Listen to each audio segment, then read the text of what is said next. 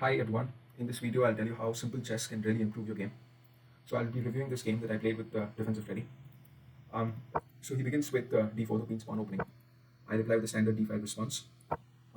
He plays the accelerated London system, takes his bishop, I would say a not so good bishop out at f4. I develop on the king side, and that too with the knight on f6, because I do not know whether he's going to play for c4 or the queen's gambit, and therefore I would wait and see what he does in the next moves to decide what I would want to do on the queen side. He cements his position, created a pawn chain, took the bishop out of that pawn chain, a very solid opening, plays e3. I do the exact same thing, I take my bishop out to f5, and I would also want to replicate the same, so it's very symmetrical as of yet.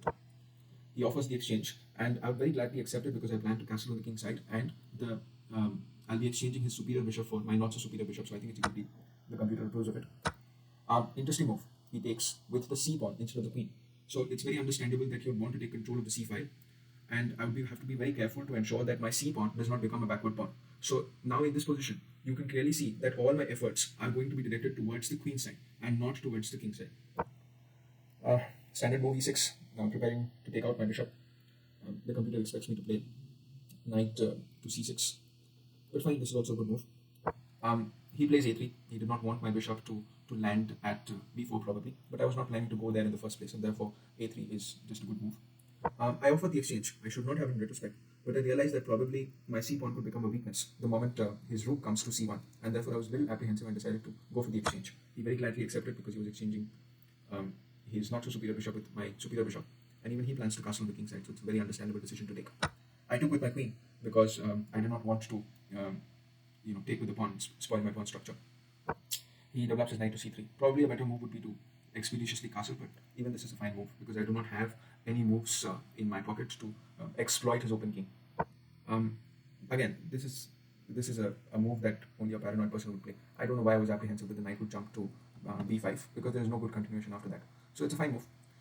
I should have castled straight away. This is a very good move, and I realized it later on that he has sort of made my c pawn a semi-backward pawn, and I have to be very careful to ensure that I should not let his knight cement itself on the c5 square. That is exactly his intention. And if I take his knight on the c5 square, then he'll very happily undouble his pawn and create a solid pawn chain. So I have to be very careful about that. I castle. He develops his knight to f3. Even he plans to castle. I develop my knight to d7. Very understandable because I would want to still retain control over the e5 square. He castles, and I push c6. A very good move would have been to push h6 so that you're creating an escape route and avoiding any back rank issues in the future. Very understandable.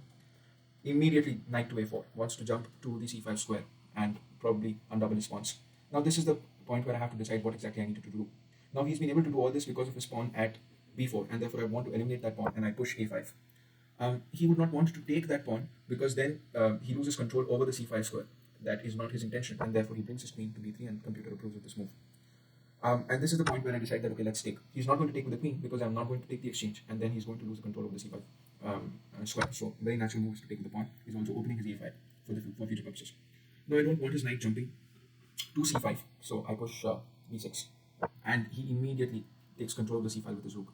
And this is the point where I have to decide that there is only one weakness in my position, and that is the c6 pawn. If I'm able to eliminate this, I have successfully navigated the entire play, and I do not have any weaknesses after that. So I was evaluating this position, and the one thing that was working for my advantage was that there are back rank issues for white, and I can exploit that with c5. So the computer says it's a good move. The better move would have been h6, but I feel that this was a very human move to play. I do not want to delay it any further because I realized that after this, I'll be eliminating all my weaknesses. He plays d to c5, and I take. The computer says it's a brilliant move. According to me, this would have been a brilliant move because you wouldn't play this unless you knew that you were going to do this. Now, this is a very, very cool move for two purposes. First, of course, is that suppose if now he played rook to c5, which is a blunder, and we'll see why. But suppose if you play a very normal-looking knight to c5, you realize that I can now play rook to a1, deflect his rook, and then take the knight. And probably this is the reason why. And if you look at this position, you realize that I do not have, I've successfully navigated the opening and the middle game. I do not have any weaknesses. There is nothing that white can say that, okay, I have an advantage here. And therefore, playing black, this is the best possible outcome that you can have going into the endgame. Or even navigating in the middle game. So he played rook to c5 because he realized that I could deflect his rook. But then he failed to realize that he still has back rank issues that he has not addressed, and that his knight is pinned. So it's a very natural move. You take queen to c5. He cannot do this because if he does, then he's getting checkmated. And therefore, his move, rook to c5 was a blunder, and he resigned him. What would have been a better move? Here, I would say that pinning the knight would have been better. And the reason is that, I was evaluating what is to be done. And a very natural move, because you've been pinned, so you do not want to stay in this position. And a very natural move that comes to you is that, okay, fine, I've been pinned, but I can immediately get out of that pain by playing knight to e4. And I'm defending my queen at the same time. But this actually is a blunder, because he need not take. What he can do is that he can simply go back 2 steps to b2. And now you find yourself in a position where your knight does not have any good square to go to. And your knight is virtually trapped. So then things would have been a little more complicated if he would have played that, but he did not. So then you realize that your entire play has been revolving around the c7 pawn, and you want to take back the control of the c5 square. And you play this, and you realize that you end up at least in a drawn position with black. And if white misplays, you end up at a winning position.